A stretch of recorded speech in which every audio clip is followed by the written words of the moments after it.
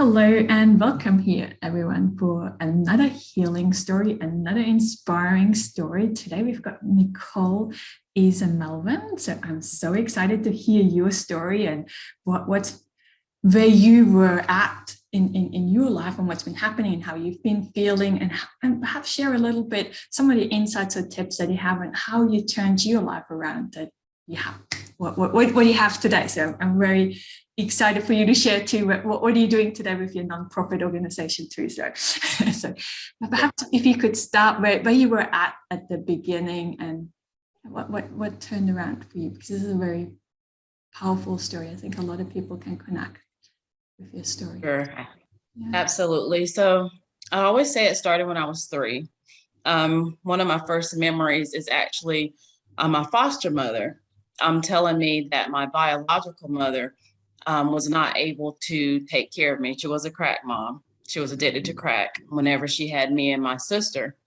And she told me that she did not want me and my sister. And so basically we were taken from her. And also she allowed that to happen. Like, she didn't fight for us to come back. And this was kind of the first memory that I have as a child. And we know as a child, with the way your brain's developing, to be able to put such toxic information in a child at that early age, that set me off on a really, really bad path. So I was with her for a couple of months. And then luckily, I was adopted by my mother and father. It's really hard for a child at the age of 3 to be pulled out of the foster system and to be adopted. And not just that, she adopted my sister as well. But the problem with that was I still had that thought in my mind where, your own biological mother didn't want you. And so when I looked at my adoptive mom, I really couldn't connect with her, because I'm thinking, if the mom that had me, if the mom that birthed me into the world didn't want me, then who are you to come in and say, I'm your mother? And so we developed a toxic relationship. I'm telling you, from the age of 3, and then it spiraled. And I was very hard on her, because although 3 is a young age, it's still old enough to understand that I started out rough. And so me and my mother had a very toxic relationship from the time that I was in grade school to a teenager, all the way into my young adult years. And we're still working on that. We're still working on healing some of those wounds that were imposed because of this one sentence that my foster mom told me. And so I struggled in school because I just never felt accepted. I mean, I never felt accepted.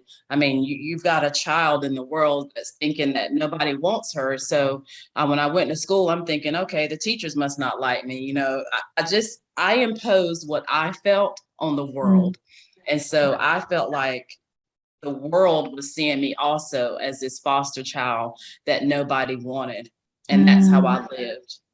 And so that's that's the deepest wound, isn't it? There isn't really any words to describe. I think some people sometimes call it the primal wound or something like that. I heard, and it's like, that sits so deep, isn't it?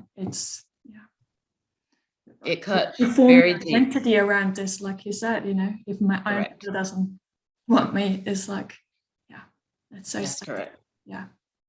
It cut, and then, as wounds, if they don't heal, then they get infected. And so everything that I exposed myself to, which wasn't positive because I didn't believe I deserved positive, just further infected the wound. When I got to high school, I got into my first serious relationship with the first person that really showed me what I thought was acceptance and a nurturing relationship, which of course we know it was not. It was not a nurturing relationship, but it made me feel okay. And so that bad relationship further infected a wound that I'd been carrying since I was 3 years old. And then, it just continued to spiral from there. All the way into my college years. And, I went to college, but I wasn't successful there. I went into the Army. I wasn't successful there. I was just trying to go anywhere I could where I felt like I would be part of something. And I could prove to the world that I'm not just this little child that their mother didn't want. isn't it? And that's it can be a powerful energy and a powerful driver, but it's often a very unhealthy one, isn't it? Because you climb mountains that you didn't really want to climb, or that, you know, that was my experience. I did a lot of from that energy to people that they were wrong about me. Very true. You usually end up hurting your own health because you're pushing yourself, and I get the sense that, you know, you've accomplished a lot in your later on. We get to, but you know, but it's that pushing energy, isn't it? That it is proof. Time to prove. Like you have to prove that I am of value. Correct. Yeah. Mm-hmm. That was my job, and you're right. It is tiring because when you accomplish it, then you're like, what's the next thing? You can't even enjoy that accomplishment because you've got your eyes on the next goal. And then it's just tiring, and you're waiting for someone to say, I'm so proud of you. But really, you're wanting the proud of you from your mother that you really never will know. Yes. So you're trying to seek it from the world. And it is an endless, tiring journey. Yeah, so true. So it's I can relate to that part of the story, the proving part. But I just know so many people who've reached out to me, and you know, sometimes people wishing that they were adopted, that they were rescued and taken away from their family because it was so abusive. But then you were in foster care, and I was a foster carer for myself. I fostered children, and realized that when they are taken away from their home, it isn't the cure, it isn't the solution. It is the kids are still suffering. It still feels wrong. It's still sad. Yeah. So it's yes, the whole foster system. I think that's a whole other story. It doesn't matter which country you're in. It's not ideal, and it needs a lot of improvement. But correct. It's so inspiring that even though you had that start, you know, you still managed to change your life around. Was there a certain time, like you said, you were at college, or that you joined the army and things? And was there a pivoting point for you where you decided, or something happened? Was there? Sure. Well, it was a long journey, Tanja. So one thing I left out of that, which we talked about a little bit in my forum, was, you know, I've always been in the church. You know, I've always been, you know, in the church. My parents brought me up in the church. And one thing that I never heard about in the church was really, are you managing your mental health? You know, a lot of pastors knew me, and a lot of clergy members knew me, and they knew that I was struggling, but it was a very taboo topic. And, you know, they would counsel me in their office, and they would tell me to read a scripture, but I never heard, Nicole, do you think maybe you're suffering from major depression? Maybe you should go and see a psychiatrist. I never saw that, or heard that. And so, you know, as I did grow older, you know, I met my husband now that we've been married 17 years, and he was a temporary Band-Aid for me. I met him, and he was amazing. You know, he made me feel okay in a good way. And so I felt like, okay, you know what? I'm okay. I can do this.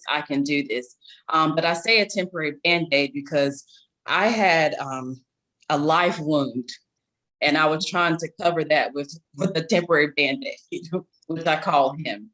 And so it was okay for a little while. You know, it stopped the bleeding for a little while. I went to nursing school. I got my nurse's license. I had 2 little girls, and, you know, I said, you know what? I can do it. It's okay. But it wasn't. All I did was I had just shoved it. I had shoved it away, and that wound was still, although not growing, it was still infected. And so I got to a pivotal point in my life where I had my second child, and I experienced postpartum depression, which I think was just a trigger from what already was in there. And so due to that, I had a severe major depression that caused a lot of trauma on my family as well, because, you know, it's not just you, the mental health person, that's suffering. You are also causing this trauma on your family. And that's when we realized that I needed help. I needed a lot more help than what I was just saying by going to the church and singing in the choir, by, just doing my motherly duties. And then I had children, and I realized that I didn't want my children to see me live in this certain way. Mm-hmm. And then realize, okay, maybe down the road, mama wasn't okay.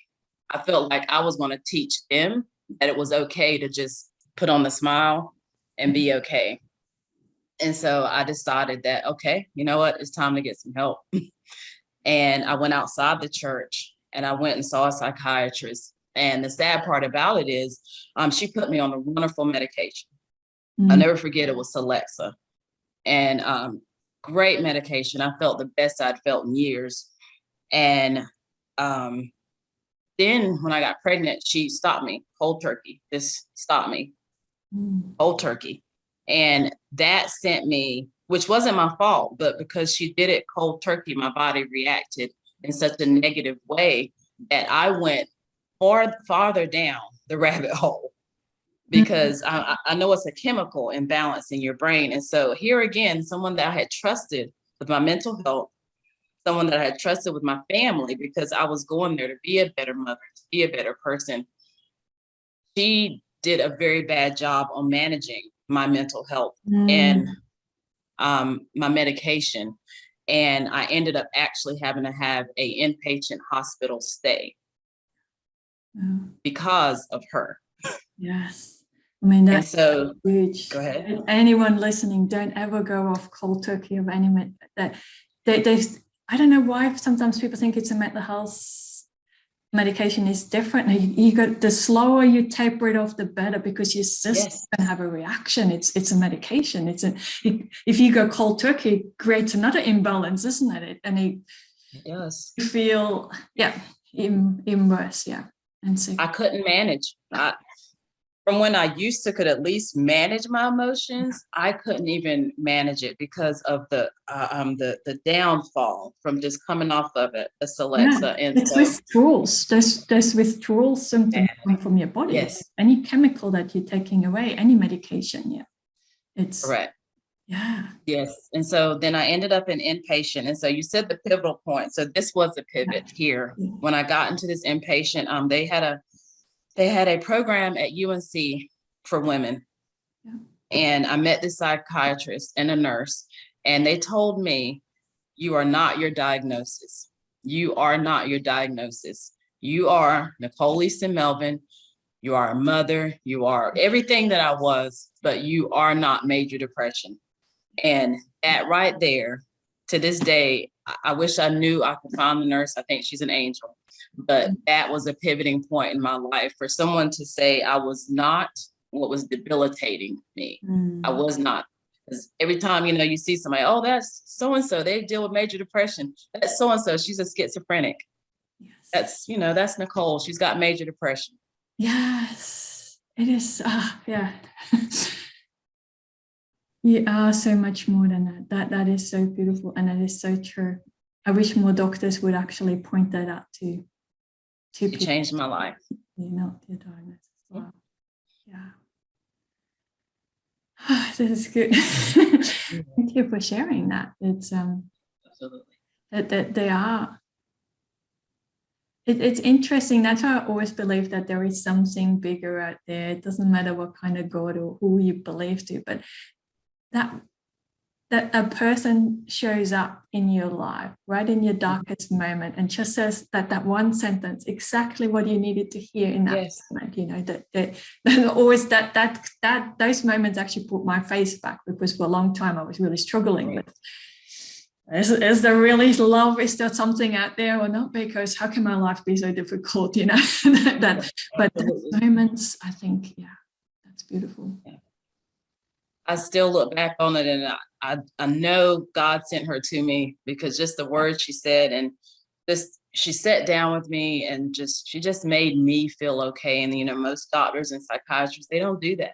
They don't try to get to know the person as a whole. And those words I still say today when I do my organization. I say it's okay to not be okay, and you are not to this, but you are everything great that you are. So. Mm-hmm. That is so That's the pivoting point. Yeah. And why do you mention it? Maybe you tell us a little bit more, because this is so beautiful. So that was your pivoting point, and you go, oh, do you have some more tips? As in, I guess that was the pivoting point. Obviously, you had to do a lot of work to get out of that depression and to up around. Perhaps before you tell us about what you created from all of this. Sure. Sure.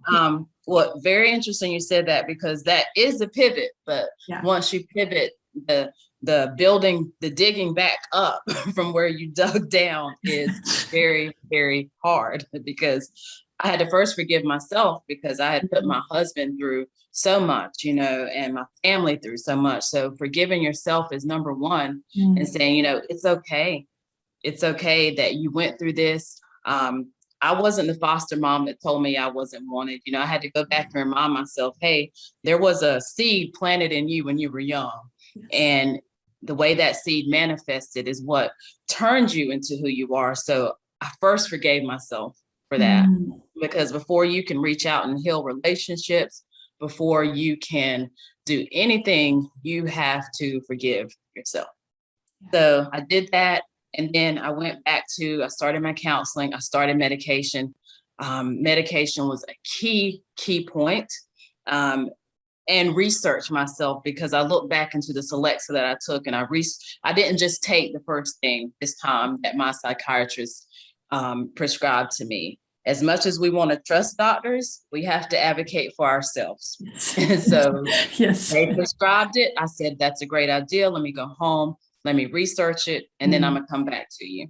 So advocating for myself.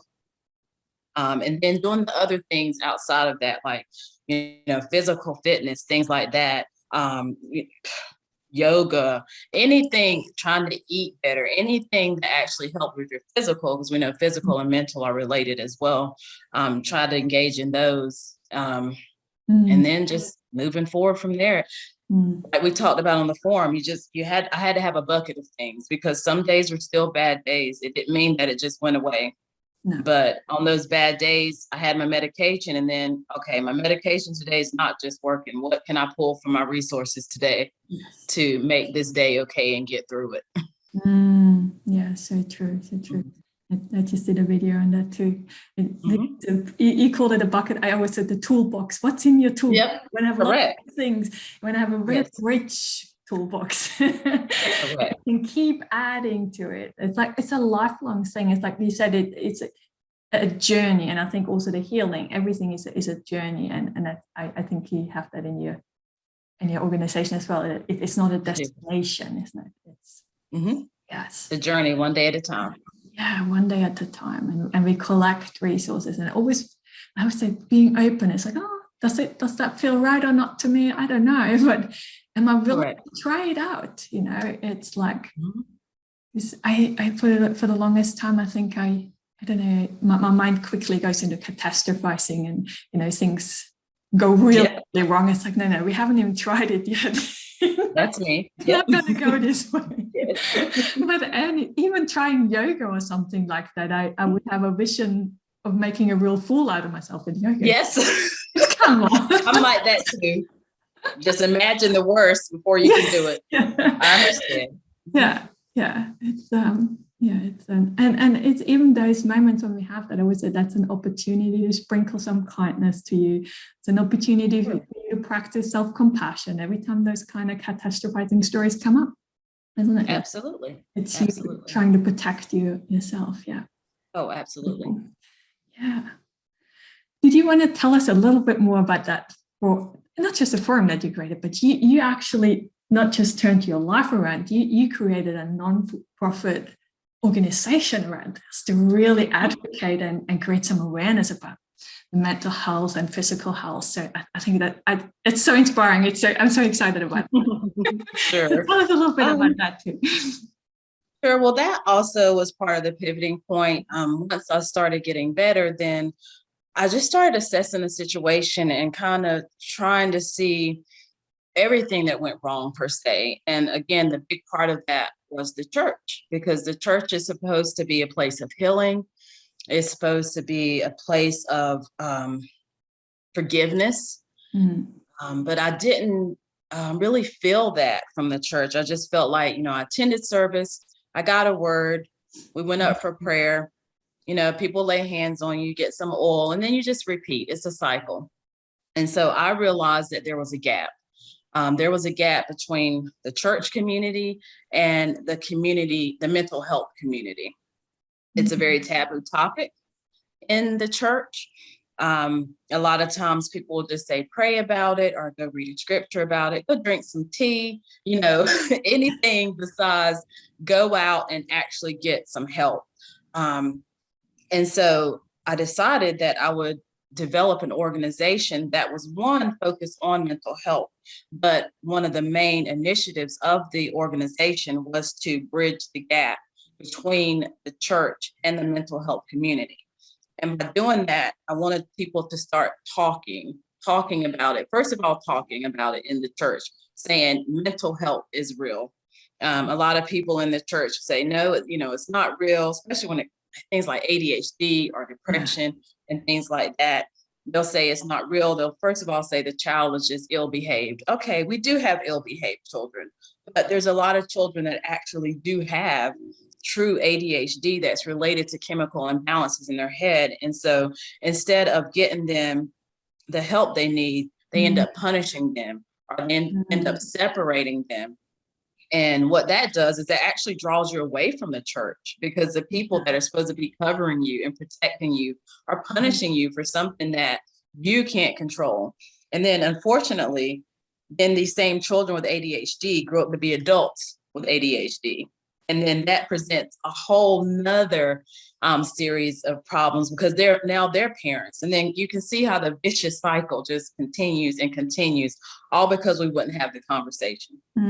So that's the goal of my organization, is to start having those conversations in the church about mental health and exposing these stigmas and eliminating these stigmas, so that we can live a more victorious and productive and resourceful life, not living behind a curtain and thinking we don't have faith because we have a mental health disorder. If I tell you, Tanja, I'm not feeling well today, my chest is hurting, I can't breathe, you're going to tell me, I'm sure, call 911. Versus me telling you, I've been crying for the last 5 weeks, I can't sleep, I can't eat, and just telling me, just go drink some tea. And say a prayer. Say a prayer, drink some tea, and it'll be okay. It's not okay. And then unfortunately, what people don't realize is, if our mental health is out of whack, then that what's going to eventually happen is going to trickle down to our physical health. So a lot of these debilitating diseases that we have already, heart issues, blood pressure, diabetes, all of these are affected by our mental health. And if we could get the mental health better, then subsequently all of these physical health issues could get better. I'm not saying it would heal it, but they could get better. Definitely, yeah. And it's just one of those core human needs, that connection, isn't it? And if you go to the church, a lot of people, it's not the conscious choice to go there for the connection, but it is there. It's the connection that we're seeking with other people. And when we're not really heard or feel listened to or understood, or I always when you were saying about children, ill-behaved children. So I used to work with children, Correct. Children, and they're often labeled as attention seeking. But if you see them as attention seeking, instead would see them as connection seeking, something's actually off. Yes. In connection, they're needing an adult to help them co-regulate. Something's not right.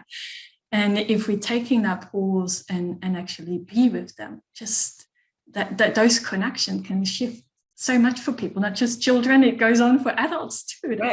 Correct. They have certain behaviors that, but it's an unconscious or often or subconscious thing that we do want connection. We feel often not to just disconnected from people. Perhaps you feel that too. I often feel or used to feel very disconnected from myself too, not just other people. So you have to reach out and get the right support.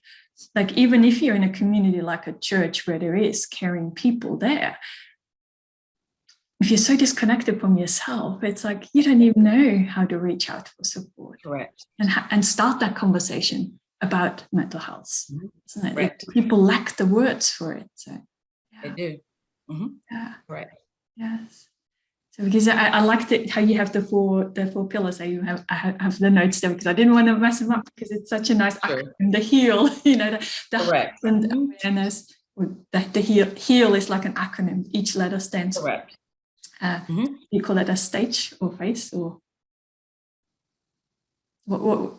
A pillar. That's what it is. That's that I was looking for. A pillar, like the heightened awareness, to eliminate the stigma and allocate resources and living victoriously. Correct. And I really love the way you have those 4 pillars. It just covers, it's just a more holistic. It is. Approach. It's so beautiful. Yeah. Yeah, that was started in 2020, actually, when COVID came. So I had the organization since 2013, but in 2020, God gave me this vision because there's a scripture, Ecclesiastes 3:3, that says a time to heal. And I said, this year is a time to heal. We realized that COVID affected so many dimensions of our personal health. And so that's where the acronym came from. And you're right, it means heightened awareness about physical and mental health, because with those two being so intrinsically linked, I always say to heighten awareness about both and then eliminate stigmas. You're correct about mental health. A is allocate resources. And under that, we do the mental health forums like I had with you. Thank you so much for that. And then also do several other things in the community where we have food giveaways, we have clothes giveaways, because that caters to the social part of a person's well-being. Like if they can't provide for their family, if they can't give clothes to their children, that is debilitating to your social well-being, because that affects you as a mother. So we have free giveaways in the community that caters to the A of that. And then of course, you're right, the L just brings it all together. Once we can heighten awareness, eliminate stigmas, and have the resources we need, then we can live a more victorious life. So that is where those initiatives came from. Yeah, so beautiful. And I love it. And I want to put below this video, I'm going to put the link for that last forum you have, and the website as well, if people want to really connect with you as well, if that's okay. So sure, absolutely. Especially if they're in your area, to see whether this is for collaboration, because I notice you have a lot of events going on where you look for people and you're really very active in the community to spread that. And this is so beautiful, how you now instead of using the energy and proving to other people, you're using the energy to actually changing other people's lives. I'm trying. It's huge. Yeah, it's so beautiful. And I think people perhaps often don't realize it turns quite not, running a non-for-profit organization, but there is a lot of work behind to get something like this started, isn't it? It is. It's like, it's a lot of work. Yeah. Even the forum you ran, and I was so honored to be part of that. It's like, getting like 4 people together and announcing this, and it's like you're so selflessly or so generous with your time, with your energy, and what do you pour into this? So that this is so beautiful. So thank you so much. Thank you for joining me. Thank you. Yeah. So was there anything else you would have liked to share that I didn't ask you? Was there something? No, not really. I told my story and told about the organization and the reason for it, and the goal in the community is it's really that simple and complicated at the same time. But mental health is very complicated. But if I can change one life each day and just remind them that mental health to me it's just the start. It's the start of everything, and then everything just trickles down from there. And then for the organization to just keep trying to build on these initiatives and reach out to the community. And, my goal is to actually have a community center where people can come when they are in acute crisis, and just have a place to, if it's just to sit with someone that can talk to them, just a 24-hour facility. That's my long-term goal in 5 years, to be able to do because there's not enough places for people to go. Because, you know, now sometimes you go somewhere, they immediately want to do the 72-hour hold versus just talk to you. Sometimes people just need someone to talk with. Yes. And, you know, not medicine shoved down their throat. Medicine's good, but sometimes they just need that moment to talk. Yeah. And then we can prevent a lot of these, you know, spirals. But instead, you know, we go to a facility, because I've done that, you know, and the first thing, they just want to throw you in a room, give you some medication, hold you there for 72 hours and not address what really is going on. And so my goal is to get an acute crisis center where people just can come and talk. And then we triage you. Okay, yes, maybe you should go to a 72-hour hold. Or maybe I can refer you out to a psychiatrist within the next 72 hours and then get you some help. But, you know, just a safe space. That's so beautiful. And that is so true. Because I've heard from so many people who did go to emergency and it went like this, and then they never go there again. But they did not just go to emergency, they reject all that kind of help. And it's so, it's heartbreaking, isn't it? But it's beautiful to know that organizations like you are there. So if anyone hears this and they really feel like they need somebody to reach out, you know, it's like, then please reach out. And it's, you know, I might know someone in Australia. Yes, exactly. In different countries, it's like asking those questions. Like that's the kind of hope that we, or the sparks that we want to for people with those videos. So thank you so much. And as I said, we'll put all the links down below the video and how you can connect with Nicole there. So thank you very much for your time.